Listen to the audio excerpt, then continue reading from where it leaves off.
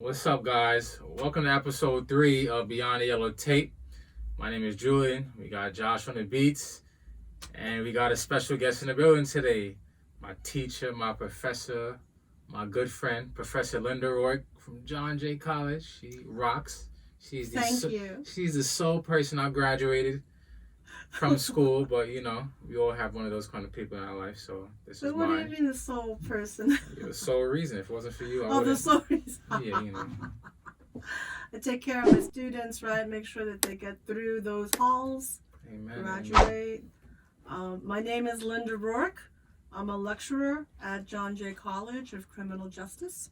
I got my master's degree many years ago, and I started teaching at John Jay when I was a graduate student in the Criminalistics lab in 1994. Yes, that long ago. That's when I was born. Yeah, right? That's the year I started teaching at John Jay College. And I've been a full-time lecturer there since 2006. I am a board-certified criminalist with the American Board of Criminalistics. And I'm also a member of the American Academy of Forensic Sciences and the Northeastern Association of Forensic Scientists. And I've been teaching criminalistics courses basically since I started teaching.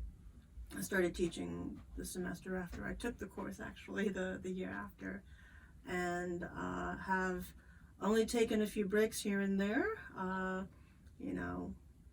raising family and such, come back, and been teaching the criminalistics courses at John Jay College, both the junior level and the senior level year-long course, as well as the graduate level intro course, which was the first course that Julian took when he entered. I did pretty bad in it. Let's just get that No, out you the way. didn't.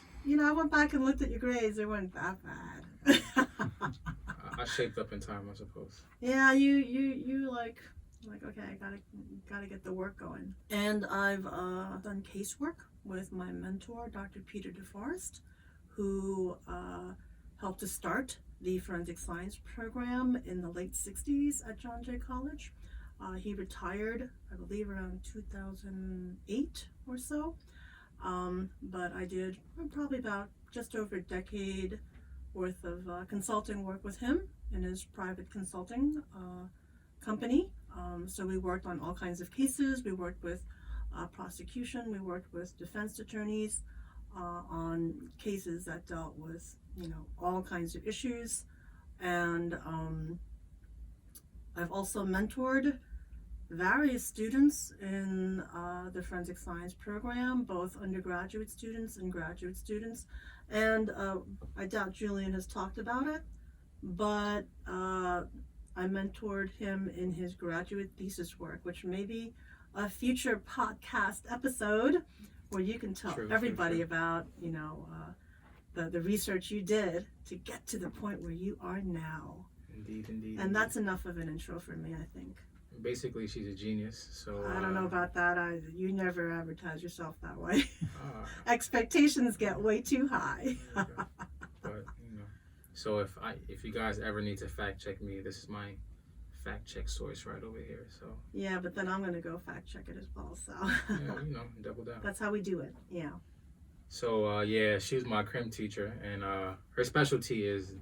Should I say your specialty is crim? Is that like? Well, criminalistics is a really broad field. Okay, so first let me get your definition of what criminalistics is, not like the dictionary definition. I know you don't want the textbook definition, but I think it's a useful place to start. Okay. We start with the California Association of Criminalists definition of criminalistics. You have that memorized? I can paraphrase real well. I've been teaching this.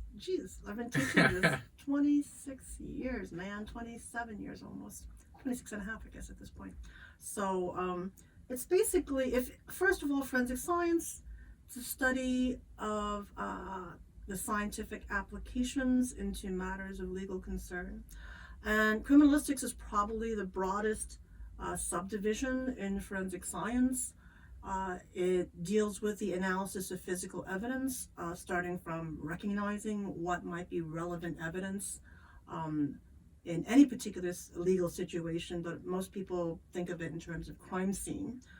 Recognizing the evidence, collection of the evidence, having the criminalist make decisions about what the relevance of the evidence might be based on the context within which it was collected, and making decisions about what kinds of tests can be done to answer the questions that the evidence might be able to answer with relationship to what happened at that particular scene, and then coming up with a scientific conclusion, and then at some point maybe using the results of the analysis and the conclusions that we have to help to reconstruct what may have happened at the scene.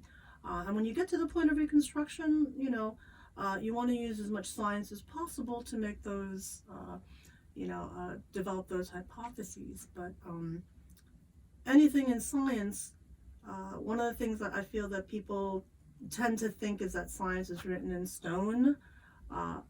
What we do as scientists is we apply, the best known methods, and we want to have a good understanding of the strengths and weakness of those methods of analysis, and we also want to come up with the most reasonable conclusion with an understanding that that particular conclusion, it doesn't mean 100% it happened this way. What it means is that based on what we know, this looks like it's the most reasonable explanation for what this material is and why it might be there, those kinds of things. So, okay, so for those viewers at home who may not be as smart as Linda. What? Did I say weird words? No, you just believe me. You just, that even got me a little bit, so it might get them too. So the first part you said was recognition, right? Yes. I think we can agree on that. Recognition, and then analysis. Was that the second part? Well, I mean, once you recognize evidence, there are the more, I don't want to call them tedious aspects, but you want to collect the evidence in a way that maintains chain of custody. And basically that means that once the investigator or crime scene investigator at the scene sees that this might be useful evidence, you need to keep track of it. Okay. Because by the time, maybe months or maybe even years later, it's being used as an exhibit in a court of law.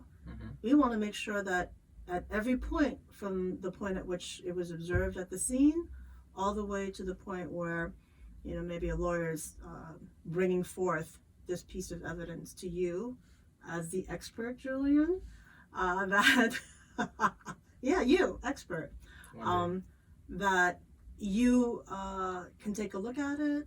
Maybe you'll see that you've made your initials and dated the evidence in some way so that you can say, yeah, I worked with that evidence. And the lawyers are going to want to make sure that every time the evidence changed hands, it went from, let's say, police officer to evidence locker technician or police officer, and then it got taken out by another police officer to bring it to a laboratory where you analyzed it, and then you packaged it up again, and it got picked up, let's say, and brought to the prosecutor's office, or maybe the defense had an expert who wanted to also take a look at that.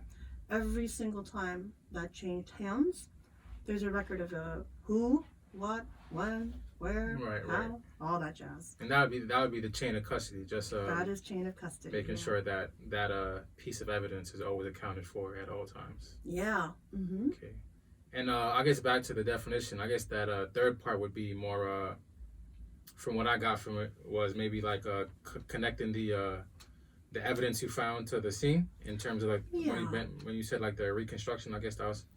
Well, the reconstruction is actually a more sophisticated thought process to take into account all the different evidence from a scene. You're not likely to be reconstructing a scene based on one piece of evidence. Right. And the interesting thing is, if you think about it, the person who's typically doing a reconstruction of the scene is the lawyer.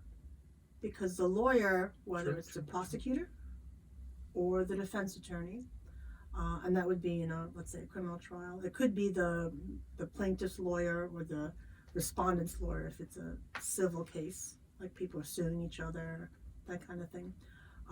But the lawyers are typically the ones who are walking up to the jury and they're saying, you heard from the responding police officer, and you heard from all of these experts who analyzed the evidence. And based on everything you, the jury, have heard, then he spews out. Maybe I shouldn't use the word spews out. But the lawyer... They tend to spew. The lawyer will then provide what he thinks is a reconstruction of the incident. And one of the problems with that from a scientist's perspective is that a lawyer is not a scientist.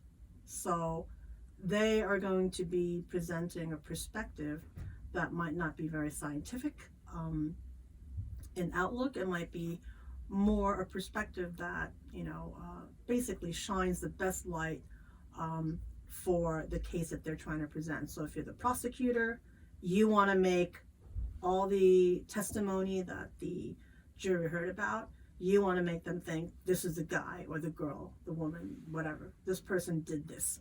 And then by the time the defense attorney is coming over, they're doing their closing arguments. They're also going to try and do a reconstruction. Ladies and gentlemen of the jury, you've heard from these experts, you've heard from the officers who responded. My client, did not commit this crime. Everything you've heard could have this other interpretation. And they're also doing some kind of reconstruction where they're considering maybe someone else did this. Okay.